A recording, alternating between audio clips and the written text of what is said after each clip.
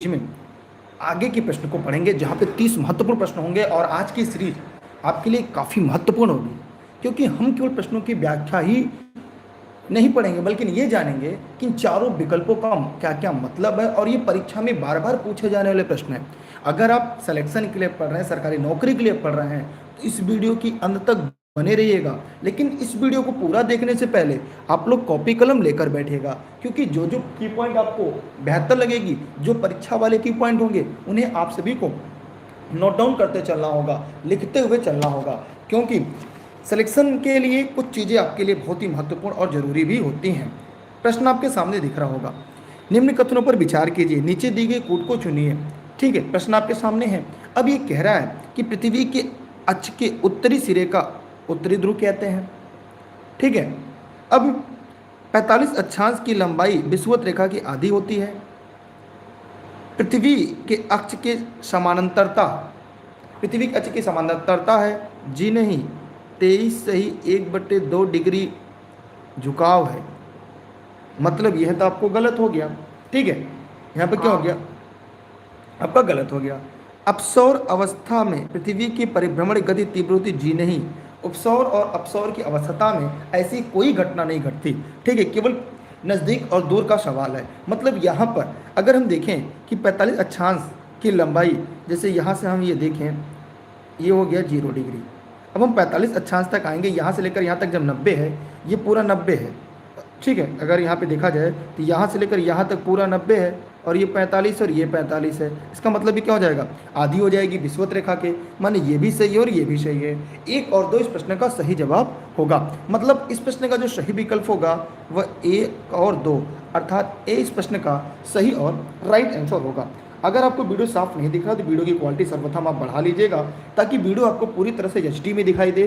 साथ ही साथ इस वीडियो को अपने उन सभी साथी मित्रों को शेयर कर दीजिएगा जो ई लर्निंग विद दुर्गेश प्रतिदिन निःशुल्क लाइव सीरीज देखते हैं। ठीक है, तो यहाँ पर हमने देखा इस प्रश्न का उत्तर 1 और 2 होगा क्योंकि यह थोड़ा सा दिमाग लगाने वाला प्रश्न है और ऐसे प्रश्न आपकी परीक्षा में प्रायः पूछे जाते हैं। चलते हैं हम एक और अगले प्रश्न की तरफ, चाहे तो आप इसकी स्क्रीनशॉट क्लिक कर लें। अगला प्रश्न आपके सामने है। पश्चिम की ओर यात्रा करने वाले एक जहाज के कैप्टन 90 डिग्री पश्चिमी देशांतर पर स्थानीय समय 10 बजे सोमवार लिखा है। यदि उसकी जहाज की गति वही रहे तो पृथ्वी की घूर्णन की तो वह अंतरिक्ष तिथि रेखा पर वह निम्न में से किस स्थानीय समय और दिन को प्राप्त करेगा। थोड़ा सा ये प्रश्न जो है वो आपका कैसा है, यह प्रश्न अक्षांश और देशांतर रेखा का है। चलिए इस प्रश्न को हम लोग अच्छी तरह से पढ़ते हैं और इस प्रश्न को और अच्छी तरह से जानने का प्रयास करते हैं। ठीक है, क्या आप लोग इस प्रश्न को लेकर तैयार हैं, दिन को किस स्थानीय समय को किस दिन प्राप्त करेगा। चलिए यहाँ पर सबसे पहले मैं जान लेते हैं कि यहाँ पर ये पूरी मान लेते हैं पृथ्वी हो गया, ये पृथ्वी का ये हो गया 0 डिग्री, इसे हम ग्रीनविच रेखा कहते हैं। लेकिन अगर हम इसको पूरा खोल देते हैं तो यहाँ पर हमारा 0 डिग्री हो गया, ग्रीनविच रेखा हो गई। ठीक है, और यहाँ पर हम चलते हैं 180 डिग्री, ये रेखा को मान लेते हैं अंतर्राष्ट्रीय तिथि रेखा, ये भी हमारी अंतर्राष्ट्रीय तिथि रेखा, माने 180 डिग्री ये भी पश्चिम है। ठीक है, अब हम यहाँ पे ये जान लेते हैं कि पश्चिम की ओर यात्रा करने वाले जहाज के कैप्टन को 90 अंश पश्चिमी देशांतर पर स्थानीय समय 10 बजे सोमवार लिखा दिखा, माने वो यहाँ पर कहीं पहुँचता है तो उसे 10 बजे मंडे मिलता है। ठीक है, यहाँ तक हमने आप लोगों ने जान लिया। अब हम ये जानते हैं कि एक देशांतर दूरी तय करने में पृथ्वी को 4 मिनट का समय लगता है। पश्चिम की ओर यात्रा करने पर समय घटेगा। 90 पश्चिमी देशांतर पर स्थानीय समय 10 घंटे, क्या लिखा है, 10 बजे सोमवार लिखा है। ठीक है, स्थानीय समय, क्योंकि जहाज की गति और पृथ्वी की गति समान है अतः अंतर्राष्ट्रीय तिथि रेखा पर यह 10 सोमवार स्थानीय समय प्राप्त करेगा। मतलब अगर हम वहाँ यहाँ से अंतर्राष्ट्रीय तिथि रेखा पे जा रहा है और पृथ्वी और इन दोनों की गति आपस में समान है तो वहाँ पर वही समय प्राप्त करेगा। क्या करेगा, वही समय प्राप्त करेगा। देखिए इसके बारे में थोड़ा सा हम जान लेते हैं। पूरी पृथ्वी 360 डिग्री है, 360 डिग्री घूमने में 24 हावर्स का समय लगता है, माने 1 हावर्स में लगेगा 360/24, माने पृथ्वी को 1 घंटे में कितना घूमेगी, 15 डिग्री। हम जानते हैं एक घंटे बराबर 60 मिनट होता है और 15 डिग्री घूमती है। ठीक है, 1 डिग्री घूमने में समय कितना लगेगा, तो 60/15 बराबर 1 डिग्री, माने 1 डिग्री पृथ्वी घूमने में 4 मिनट का समय लगता है। तो यहाँ पे 2 प्रश्न आपके लिए इंपॉर्टेंट है परीक्षा में कि जो पृथ्वी है वो 1 डिग्री घूमने में 4 मिनट का समय लेती है और 1 घंटे में वो 15 डिग्री घूमती है। इस आधार पर अगर पृथ्वी की भी गति समान है और उसी गति से वो चल रहा है तो दोनों का समय एक होगा, वह सोमवार 10 बजे ही पहुंचेगा। मतलब इस प्रश्न का क्योंकि उसके साथ साथ चल रहा है तो उसकी दूरी तय करने में नियत समय लगेगा, इसलिए इस प्रश्न का जो उत्तर होगा बी राइट आंसर होगा। सबको समझ में आ गया? अब जितने भी वीडियो को देख रहे हैं सबसे पहला काम वीडियो को लाइक करने के बाद ये वीडियो अपने सभी साथी मित्रों को शेयर कर दीजिएगा। बाद में मत कहिएगा सर ये सीरीज हमें समझ में नहीं आई, क्योंकि ये परीक्षा वाले प्रश्न है जो बार बार पूछे जाते हैं।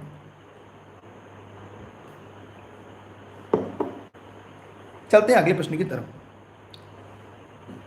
यह वीडियो आप फेसबुक पेज और यूट्यूब पर निःशुल्क लाइव देख पा रहे हैं। अगला प्रश्न आपके सामने है, ये कह रहा है निम्नलिखित में कौन सी धारा दक्षिणी अटलांटिक महासागर धाराओं में एक पूर्ण वृत्त के निर्माण में योगदान नहीं देती। यहाँ पर प्रश्न में ध्यान देना है कि नहीं देती, क्योंकि यहाँ पे जो प्रश्न दिया है नहीं देती है। यहाँ पे ये प्रश्न काफ़ी महत्वपूर्ण है। देखिए ब्राज़ील की धारा, कनारी की धारा, पश्चिमी पवन प्रवाह ये देती है ना। आइए इसके बारे में हम लोग और अच्छी तरीके से जानते हैं। बेंगोला की धारा, दक्षिण विस्वती धारा, ब्राज़ील की धारा, पश्चिमी पवन प्रवाह में चारों मिलकर दक्षिण अटलांटिक महासागर में एक पूर्ण वृत्त का निर्माण करते हैं। लेकिन जो कनारी की धारा है यह एक ठंडी धारा है। यह क्या है? एक ठंडी समुद्री धारा है जो अफ्रीका के पश्चिमी, जो उत्तरी अफ्रीका के पश्चिमी महासागर छोर पर कनारी द्वीप में बहती है। यह उत्तरी अटलांटिक महासागर में पड़ता है, यह उत्तरी अटलांटिक महासागर में पड़ता है। इसी को यह योगदान पूरी तरह से नहीं देती। जबकि बेंजुला की धारा है, दक्षिण विस्वती धारा है, ब्राज़ील की धारा है, पश्चिमी पवन प्रवाह है, ये अटलांटिक महासागर में वृत्त का निर्माण करते हैं। कौन कौन? बेंगोला की धारा, ब्राज़ील की धारा, पश्चिमी पवन प्रवाह, ठीक है। इसके साथ साथ दक्षिणी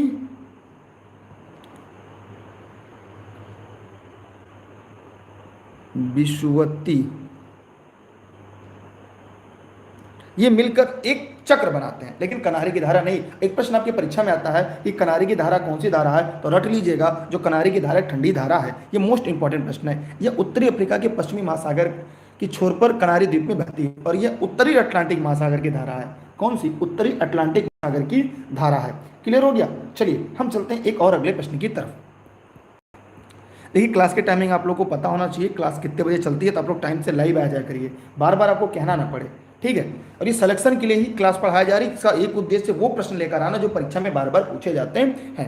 निम्नलिखित कथनों में कौन से लेटेराइट मिट्टियों के लिए सही नहीं है? यहाँ पर फिर से वही है, सही नहीं है, माने यहाँ पे नकारात्मक प्रश्न है। तो आप जल्दी से कमेंट सेक्शन में जाइए और कमेंट करके बताइए किस पे नकारात्मक प्रश्न पूछा है, माने कौन सा सही नहीं है। 3 सही और 1 सही नहीं है, बताइए जल्दी कमेंट सेक्शन में जाके। यार वीडियो को शेयर कर दीजिए, पैसा नहीं कटेगा। चलिए यहाँ पे ध्यान देते हैं। ये आर्द्र, यहाँ पे इस प्रश्न का जो सही विकल्प होगा क्या होगा? देखिए ये आर्द्र आयनवर्ती प्रदेशों की मिट्टियां हैं, जी हाँ। ये बहुत ही अवक्षलित मिट्टियां हैं, जी हाँ। इनकी उर्वरता कम होती है, जी हाँ। ये चूना प्रचुर मात्रा में पाया जाता है, जी नहीं। लेटराइट मिट्टी में चूना नहीं पाया जाता, नाइट्रोजन पाया जाता है, फास्फोरस और मैग्नीशियम की मात्रा कम होती है। इसमें इस प्रकार की मिट्टी की उर्वरता कम होती है। इसका निर्माण शुष्क तथा आर्द्र मौसम के जो विलाछन की प्रक्रिया होती है उसके द्वारा होता है। अर्थात इस प्रश्न का जो उत्तर गलत है वही सही होगा, मतलब 20 प्रश्न का सही विकल्प हम लोग लगाएंगे। क्लियर हो गया? या किसी के मन में अभी भी कोई प्रश्न है, कोई सवाल है तो कमेंट सेक्शन में जाके पूछ सकता है।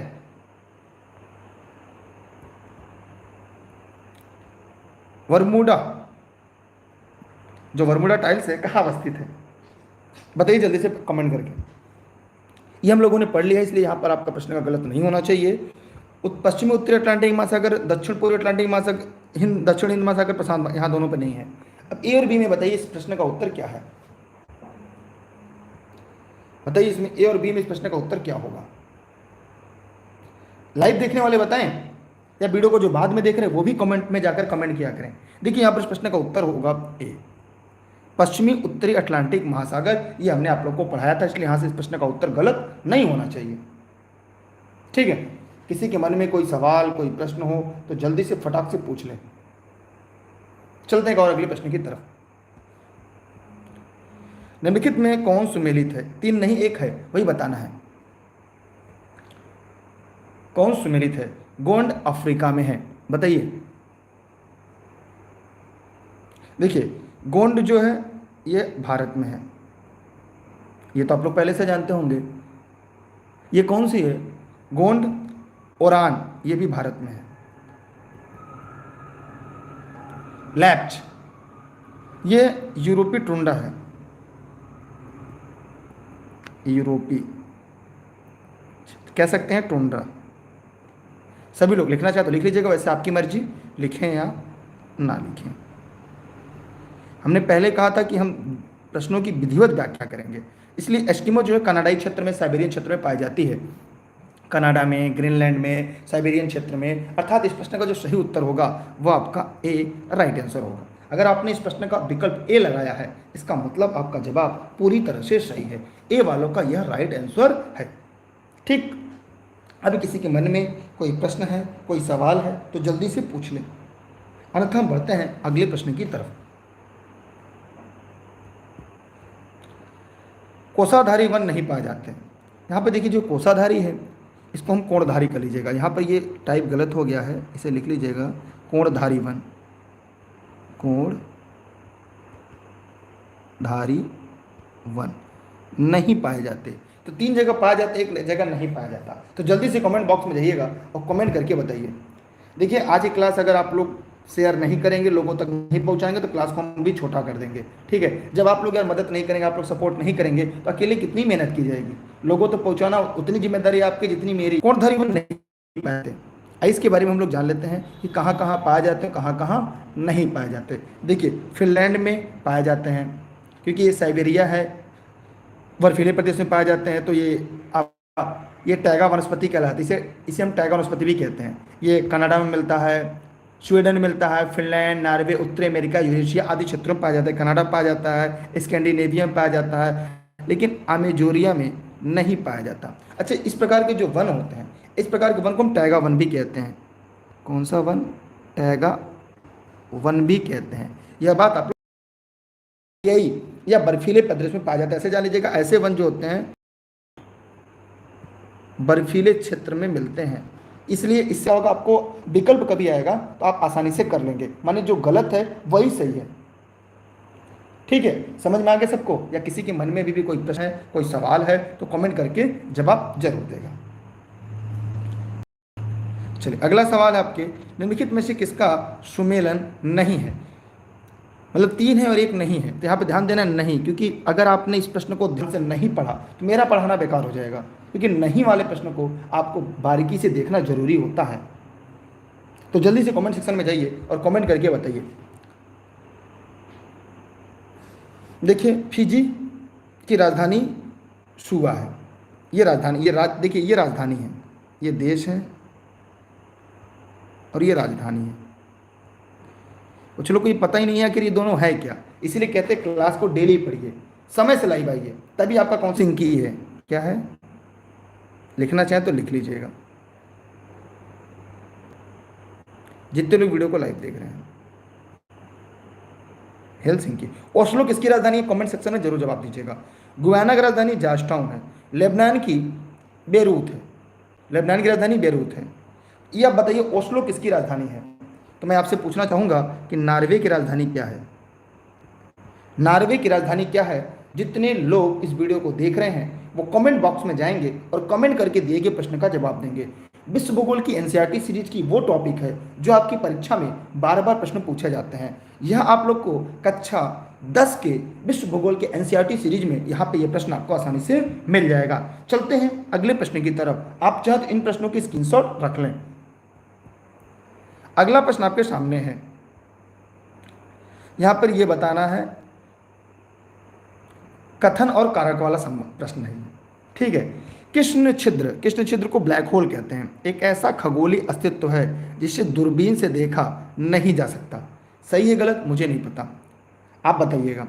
कृष्ण छिद्र पर गुरुत्वीय क्षेत्र इतना प्रबल होता है कि यह प्रकाश को भी बच निकलने नहीं देता। अब नीचे देखिए कोड का प्रयोग करना, बताइए आप लोग क्या होगा। देखिए यहाँ पर ऐसे प्रश्न को हल करने के लिए ये जानना है, न्यूट्रॉन तारे में अत्यधिक परिणाम द्रव्यमान होता है, एक ही बिंदु पर संकेंद्रित हो जाते हैं। ऐसे असीमित घनत्व द्रव्ययुक्त जो ब्लैक होल कहलाते हैं, द्रवयुक्त जो पिंड होता है उन्हें ब्लैक होल कहते हैं। इस ब्लैक होल में छिद्र किसी भी द्रव्य या प्रकाश का पलायन नहीं हो सकता, इसलिए इसे देख नहीं सकते। अतः यदि हम किसी तारे को किसी ऐसे वृत्ताकार पथ पर परिक्रमा करते देखते हैं जिसमें केंद्र में तारा दिखाई न दे, तो हम उस वृत्ताकार पथ के केंद्र में कृष्ण छिद्र की उपस्थिति की कल्पना कर सकते हैं। मतलब यहाँ पर ये और ये दोनों सही है। जब ये दोनों सही है तो कथन ए आर दोनों सही है और उसकी सही व्याख्या भी है। इसे ब्लैक होल, कृष्ण वीवर का मतलब होता है ब्लैक होल, अंग्रेजी में ब्लैक होल कहते हैं, हिंदी में कृष्ण वीवर के नाम से जानते हैं या कृष्ण छिद्र। अगला 4 विकल्प है, निम्नलिखित में से आपको यहाँ पे ये बताना है कि दिए गए में से विकल्प में से कौन सा कथन सही नहीं है। देखिए यहाँ पे सही दिया उसके बाद नहीं दिया है, ये नकारात्मक प्रश्न है।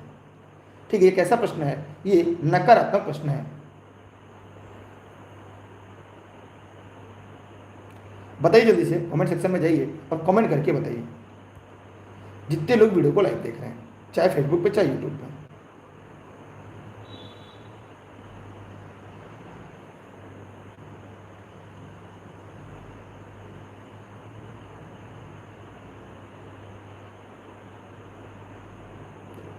चलिए आइए यहाँ पे ध्यान देते हैं सभी लोग। प्रश्न नंबर 70 को ध्यान से पढ़िए, ध्यान से जवाब दीजिएगा। यहाँ पे जल वाष्प निचले वायुमंडल की अति परवर्ती गैस है। ये बहुत ध्यान देने योग्य बात है आप सभी के लिए। मैंने आपसे पहले कहा था कि अगर आप प्रश्न को विधिवत नहीं पढ़ेंगे और क्लास को पूरा नहीं पढ़ेंगे तो आपसे गलती होनी लाजमी है, लेकिन एक बार अगर आप इस तथ्य को पढ़ लेंगे तो भविष्य में कोई भी कॉन्सेप्ट आपका गलत नहीं होगा। देखिए यहाँ पर ये आपका सही है। अधिकतम तापमान मेखला विषुवत रेखा के सहारे पाई जाती है, ये सही भी है और नहीं भी है। ठीक है, आगे देखते हैं। शीत कटिबंध उभय गोलार्ध में ध्रुवीय वृत्त एवं ध्रुवों के बीच उपस्थित है, ये भी सही है। जेट वायुधाराएं अत्यधिक ऊंचाई की हवाएं हैं जो धरातली मौसमी दशाओं को प्रभावित करती हैं। देखिए यहाँ पर हम लोग को ध्यान देना है कि जो जेट धाराएं, वायु की धाराएं होती हैं, ये अत्यधिक ऊंचाई पर चलती हैं, परंतु वे धरातली मौसम को प्रभावित करती हैं। ठीक, जलवाष्प जो है गैस के रूप में वायुमंडल के निचली परत में ही पाए जाते हैं, जो संघनित होने के वर्षा का रूप लेकर जमीन पर आते हैं। विषुवत रेखा पर सूर्य किरणें सीधी पड़ने के कारण बहुत गर्मी पड़ती है, परंतु अधिकतम ताप की मेखला विषुवत रेखा के सहारे नहीं पाई जाती। यह बात आप लोग जानते रहिएगा, क्योंकि यह एक ऐसा प्रश्न था जहां से ज्यादा लोग गलती करते, इसलिए मैं दोनों बातें स्पष्ट कर दिया कि ध्यान से समझिएगा कि विषुवत रेखा पर सूर्य किरणें सीधी पड़ने के कारण बहुत गर्मी पड़ती है। लेकिन हमने एक बात और बताया था कि यहाँ पर प्रतिदिन 2 बजे से लेकर 4 बजे तक घनघोर वर्षा होती है। तो यहाँ पर इसका कारण ये होगा कि बहुत गर्मी पड़ती, लेकिन अधिकतम तापमान की जो मेखला है वो विषुवत रेखा के सहारे नहीं पाई जाती। फिर कहा है, जबकि सर्वाधिक तापमान व्युत्पन्न तापी भूमध्य रेखा 21 जून को कर्क रेखा पर, 22 दिसंबर को मकर रेखा पर अध्यारोपित होती है। शीत कटिबंध उत्तरी तथा दक्षिणी दोनों गोलार्धों में उपस्थित है, इसलिए यहाँ पर ये भी सही है, ये भी सही है। गलत केवल बी है और जो गलत है वही सही है। मैंने आपसे ये कहा था कि जितने लोग वीडियो को देखते हैं वो रेगुलर इस क्लास को देखें, वरना आप परीक्षा हाल में गलती करेंगे। तब ये मत कहिएगा कि दुर्गेश सर काश ऐसे प्रश्नों को हमें पढ़ा दिया गया होता, क्योंकि माइनर गलती है और एनसीईआरटी के ही प्रश्न है। और ये एनसीईआरटी का प्रश्न आपको कहाँ मिलेगा, तो ये मिलेगा एनसीईआरटी क्लास 7 में। ये कहाँ मिलेगा, क्लास 7th में आपको मिल जाएगा एनसीईआरटी, जो इन्वायरमेंटल ज्योग्राफी के नाम से आती है, पर्यावरणीय भूगोल के नाम से आती है। और फिर ये अगर ऊपर जाएंगे तो कक्षा 12 में मिलेगा डिटेल में। ठीक, हम चलते हैं अगले प्रश्न की तरफ। आप चाहे तो इन प्रश्नों की स्क्रीनशॉट जरूर अपने पास सुरक्षित रख लें। अगला, निम्नलिखित में से कौन सा ग्रह सबसे कम समय में सूर्य का चक्कर लगाता है। ये हम लोगों ने अच्छी तरह से पढ़ लिया था। उम्मीद करते हैं कि अगर आप लगातार वीडियो लेक्चर को देख रहे होंगे तो यहाँ पर आपके मन में न कोई प्रश्न आएगा, न किसी प्रकार की कोई गलती होगी। तो जल्दी से फटाक से कमेंट करिएगा और कमेंट करने के बाद दिए गए प्रश्न का जवाब आप लोग जरूर दीजिएगा। तो बताइए फटाफट कमेंट करके।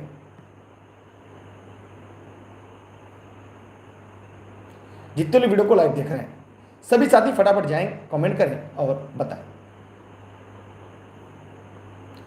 जितने लोग इस वीडियो को देख रहे हैं चाहे फेसबुक पे चाहे यूट्यूब पे, जल्दी जल्दी बताइए कमेंट सेक्शन में जाके सभी लोग। चलिए बताइए फटाफट कमेंट करें क्या होगा। देखिए यहां पर इस प्रश्न का उत्तर आप लोगों ने एकदम सही बताया, बुध इस प्रश्न का राइट आंसर होगा, माने 20 प्रश्न का सही जवाब है।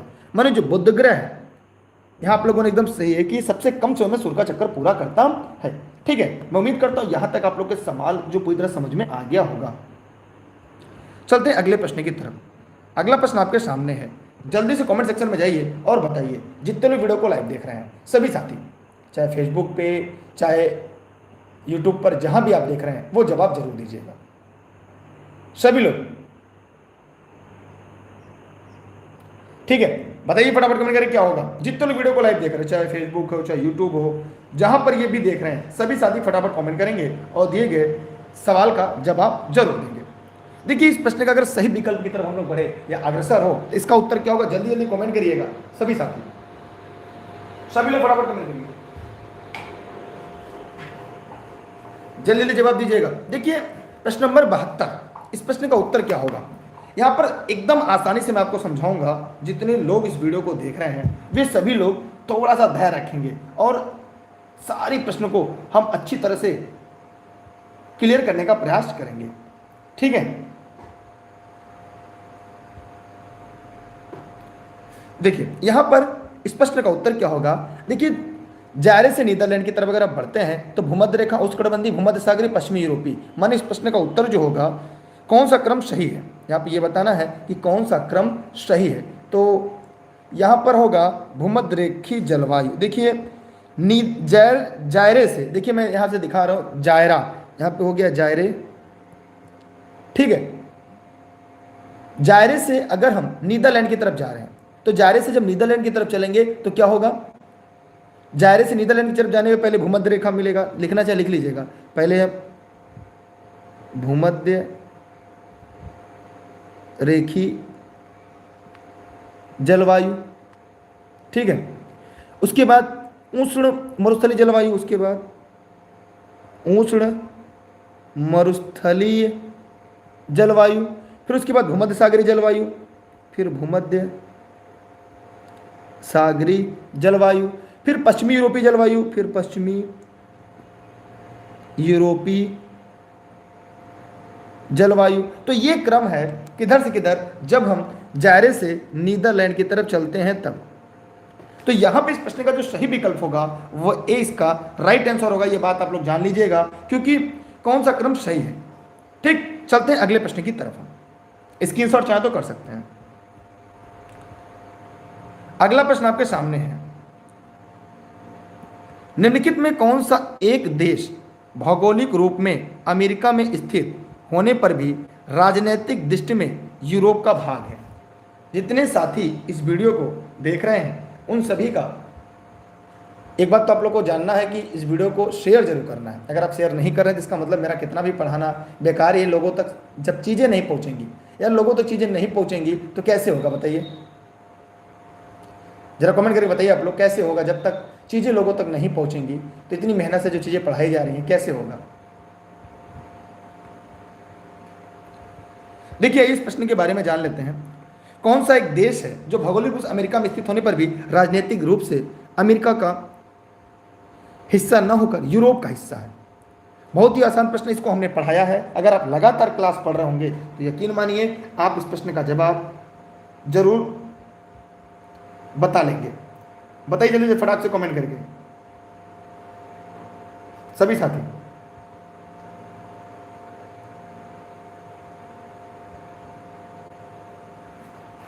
देखिए यहां पर इस प्रश्न का उत्तर क्या होगा, ध्यान से देखिएगा जितने लोग वीडियो को लाइव देख रहे हैं। ग्रीनलैंड, ग्रीनलैंड किसके, कनाडा उत्तरी अमेरिका के पास में है, लेकिन इस पर अधिकार किसका, डेनमार्क का। अधिकार किसका, डेनमार्क का। हमने इसके पहले लेक्चर में पढ़ लिया था। इसकी खोज किसने किया था, अगर इसका पूछ लिया जाए, नॉर्वे जो खोज किसने किया था, इरिक द रीड। अगर यहां पूछा जाए खोज किसने किया था तो एक लाइन ये भी लिख लीजिएगा, Eric the read, Eric the read. कब? 1686 में। इसका 1/7 भाग बर्फ से ढका हुआ है। ठीक है। अगर हम कैनारी आइसलैंड की बात करें तो इस कैनारी में स्पेन का अधिकार है। यह ज्वालामुखी द्वीपों का समूह है जो अफ्रीका के उत्तर पश्चिम क्षेत्र में स्थित है और 1341 में पुर्तगालियों द्वारा खोजा गया था। किसके द्वारा? पुर्तगालियों द्वारा। लिखना चाहें लिख लीजिएगा, पुर्तगालियों द्वारा खोजा गया। अगर क्यूबा की बात करें तो ये एक संप्रभु देश है और कैरिबियाई सागर में है।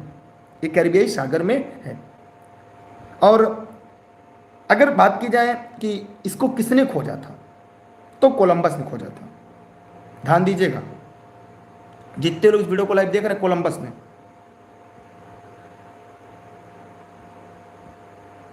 सभी लोग लिख रहे हैं कि नहीं? कोलंबस ने खोजा था। तो अब एक छोटा सवाल आपके मन में बैठ गया और बन भी गया है। आपको बताना है आइसलैंड कहाँ है, आइसलैंड पर किसका अधिकार है, आइसलैंड को किसने खोजा है। आप लोगों को इसका जवाब देना है। अगर आप regular e learning with Durgesh की चाहे फेसबुक, चाहे व्हाट्सएप, चाहे जिस क्लास में इसको पढ़ रहे हैं वहां पे देखने के बाद आप इसका जवाब जरूर देंगे।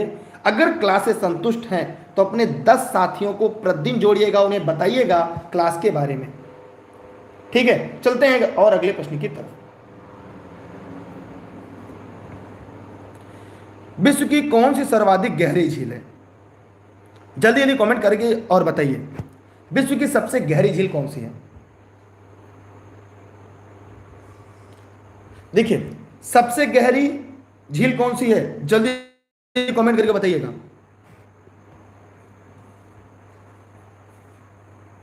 देखिए, बहुत सारे लोगों ने उत्तर बताया, कुछ लोगों ने टीटीकाका बताया है। तो टीटीकाका के बारे में आपको एक बात बता दूं, ये सबसे ऊंची झील है। ये है सबसे ऊंचाई पर है और इस प्रश्न का उत्तर होगा ये सबसे नीचे है। गहरी झील है, ये सबसे गहरी। ये दोनों बात याद है, इस प्रश्न में दोनों विकल्प आपका ऐसा सेट है ताकि आपको जान लें। पहले मृत सागर क्या था? ये पहले लवणता ज्यादा था, लेकिन अब कौन हो गया है? वान झील। पहले मृत सागर ज्यादा था, लेकिन अब क्या हो गया? वान झील हो गया है। इसके पहले हमने इसकी वीडियो लेक्चर में देख लिया था। ठीक है, किसी के मन में कोई सवाल, कोई प्रश्न है? वीडियो पूरी तरह साफ एचडी में चल रहा है। चलते हैं अगले प्रश्न की तरफ। क्लास से संतुष्ट हो रहे हैं ना? अच्छे बताइएगा, विक्टोरिया झील कहां पर है? विक्टोरिया झील कहां पर है? सभी लोग जवाब दें।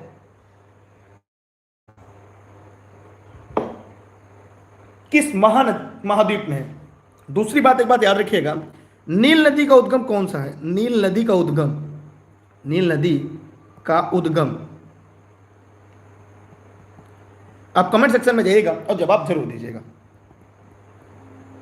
ठीक है, नील नदी का उद्गम कहां पे है? ठीक, चलिए अगला प्रश्न है, विली विली क्या है? बताइए जल्दी से कमेंट करके, विली विली क्या है भैया? सभी लोग फटाफट कमेंट करें, ये विली विली क्या है?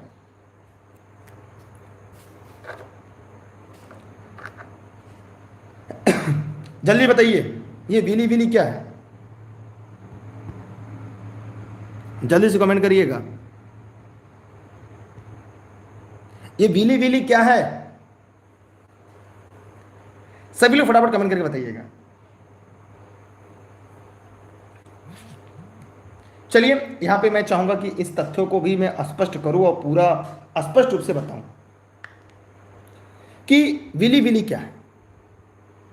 ऑस्ट्रेलिया के उत्तरी पश्चिमी तट के समीप उत्पन्न होने वाले उष्णकटिबंधी जो तीव्र तूफान है, उन्हें हम क्या कहते हैं? विली विली। एक तरह की चक्रवात है। मतलब यह क्या है? ऑस्ट्रेलिया के ऊपर चलने वाला कटिबंधी चक्रवात है। माने ए इस प्रश्न का ए सही जवाब है। अब टाइफून, ये पश्चिमी प्रशांत महासागर के तटीय क्षेत्र चीन सागर से आने वाले लघु प्रबल एवं भ्रमित उष्णकटिबंधीय तूफान को टाइफून कहते हैं। ये कहाँ चलता है? ये चीन सागर में, चीन सागर। और चीन सागर के पास कहाँ? पश्चिमी प्रशांत महासागर,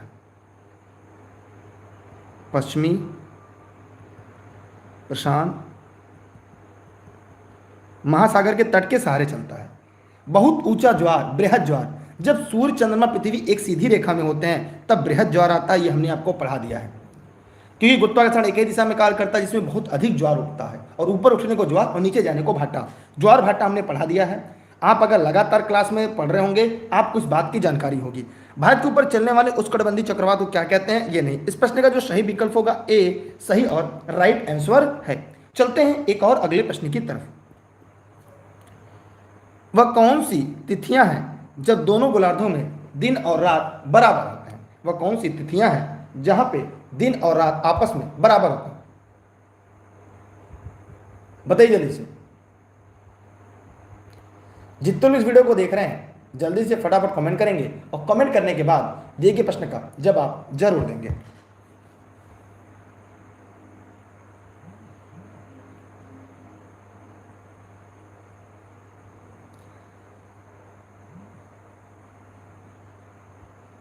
बताइएगा जल्दी से कमेंट सेक्शन में जाके, कौन सी तिथि में जब दोनों गोलार्ध दिन और रात बराबर होते हैं? मैंने बताया है, सभी लोग इसका जवाब जरूर देंगे। अगर लगातार क्लास पढ़ रहे होंगे तो आप इस प्रश्न का उत्तर आसानी से दे लेंगे। जितने लोग वीडियो को देख रहे हैं बताइए जल्दी से, फटाफट कमेंट करिएगा और दिए गए प्रश्न का जवाब दीजिएगा जितने लोग वीडियो को देख रहे हैं। देखिए 21 मार्च और 23 सितंबर को सूर्य किरणें भूमध्य रेखा पर सीधी चमकती हैं, इसलिए इन दोनों गोलार्धों में दिन और रात की जो अवधि होती है वो आपस में बराबर होती है। मतलब यहाँ पर जो दिया गया प्रश्न है उस प्रश्न का सही विकल्प जो होगा वह सी का सही और राइट आंसर है। मैंने अगर आपने इस प्रश्न का उत्तर सी बताया है इसका मतलब आपका जवाब पूरी तरह से सही है। चलते हैं हम एक और अगले प्रश्न की तरफ। अगर आपने यहाँ तक पढ़ लिया, यहाँ तक समझ लिया, इसका मतलब ये है कि आपने इस सारे जो प्रश्न हैं इनका उत्तर आपको पूरी तरह से क्लियर हो चुका है। ये हमने इसकी पहले व्याख्या कर दी, इसलिए बार बार व्याख्या करना उचित नहीं है। ठीक है, अगला प्रश्न आपके सामने है, ध्यान से देखिएगा आप सभी साथी कि कौन सुमेलित नहीं, निम्नलिखित में से कौन सा सुमेलित नहीं है? आप लोग ध्यान दीजिएगा, निम्नलिखित में से कौन सा सुमेलित नहीं है? बताइए जल्दी फटाफट कमेंट करके।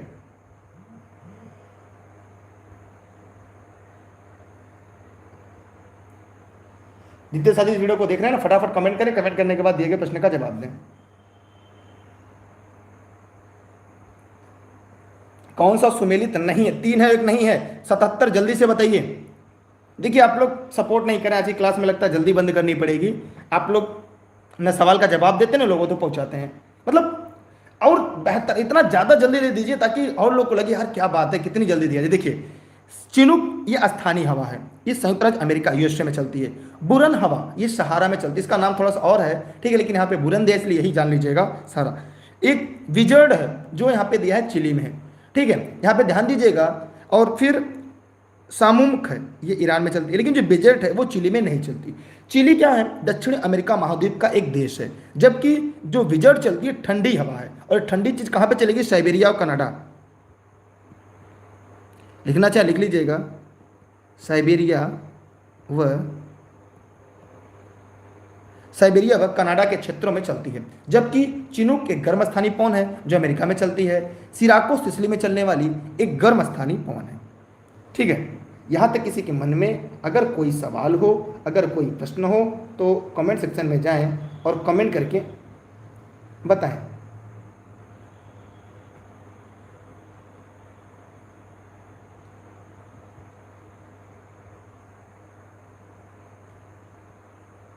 ठीक, चलिए आगे चलते हैं एक और अगले प्रश्न की तरफ। यहां तक किसी के मन में कोई प्रश्न कोई सवाल तो नहीं है ना? अगला है शुक्र पारगम 8 जून 2004 को देखा गया, इससे पूर्व घटना कब घटी थी? तो तो मैं यहाँ पे आपका ज़्यादा समय नहीं लूँगा, मैं स्वयं बता दे रहा हूँ।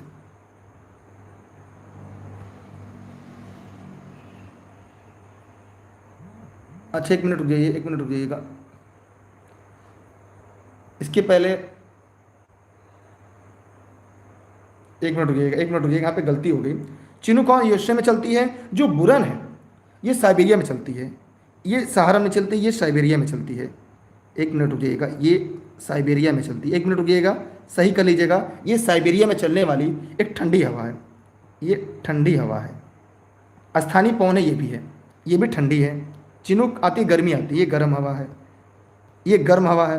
ब्लिजर्ड जो है ये गतिशील हिम का जो प्रचंड तूफान है, इसे बर्फीली तूफान कहते हैं, ये भी आपका सही है, ठीक है। और जो मामूम है ये ईरान में चलता है, सहारा तथा अरब में। ये कहाँ चलता है? सहारा,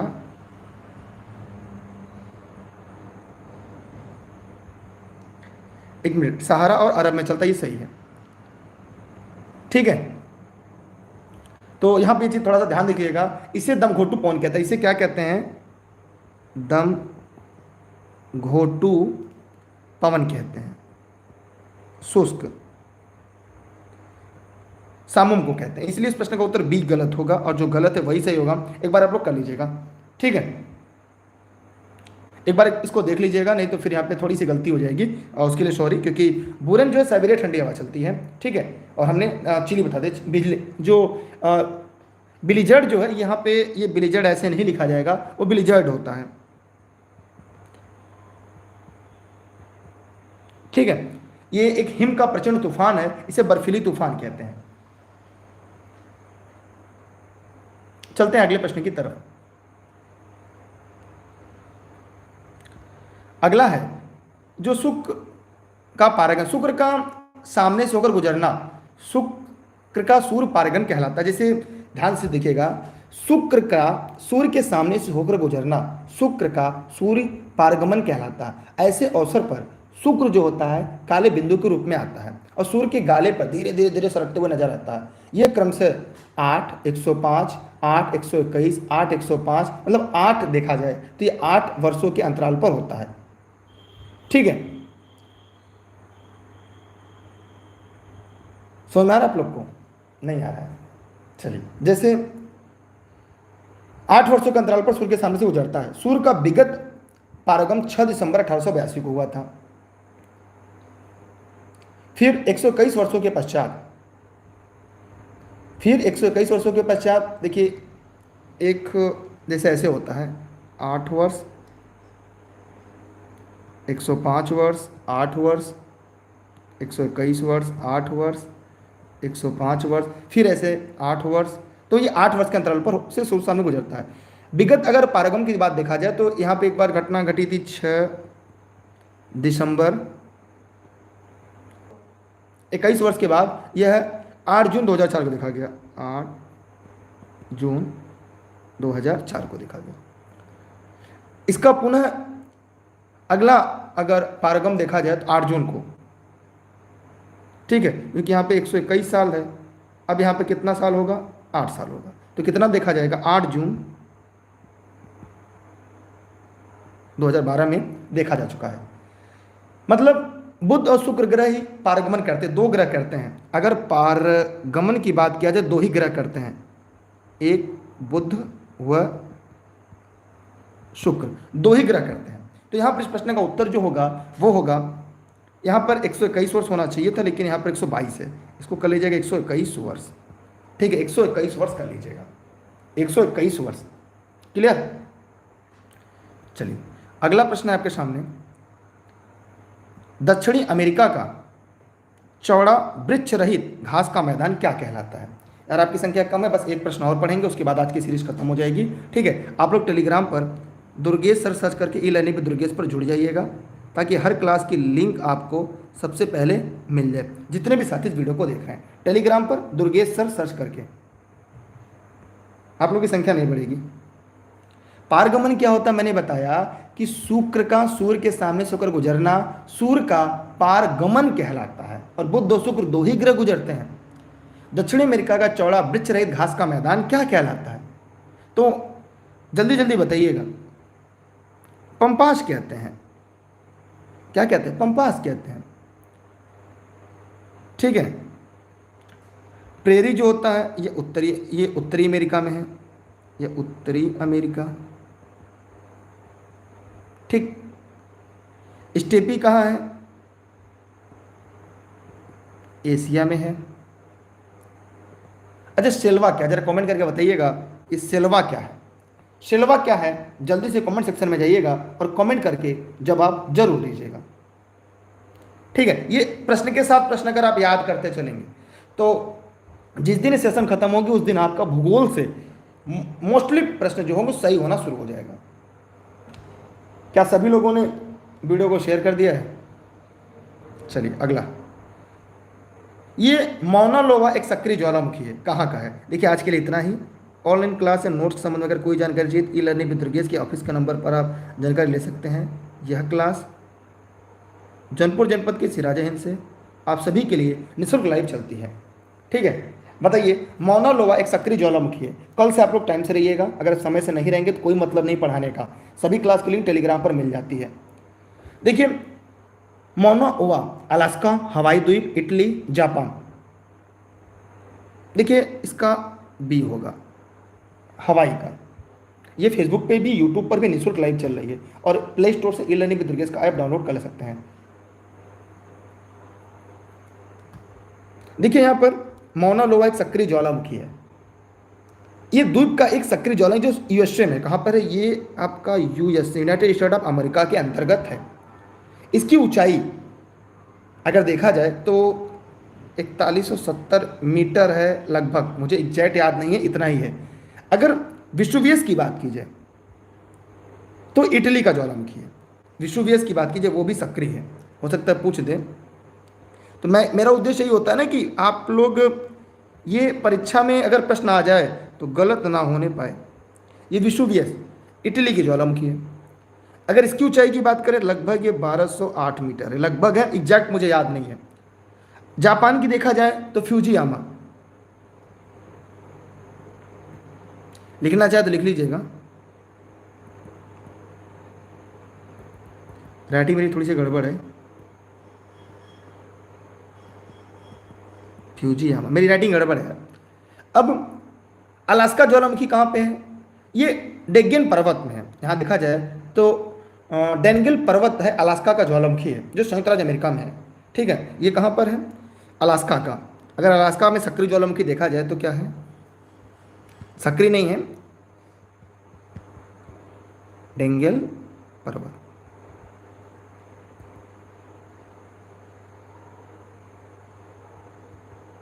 ठीक है। ये कहाँ? अलास्का ज्वालामुखी कहाँ पर है? यूएसए में है, यूनाइटेड स्टेट ऑफ अमेरिका में है। ठीक है। तो आज के लिए इतना ही। चलिए, बहुत बहुत धन्यवाद सभी का।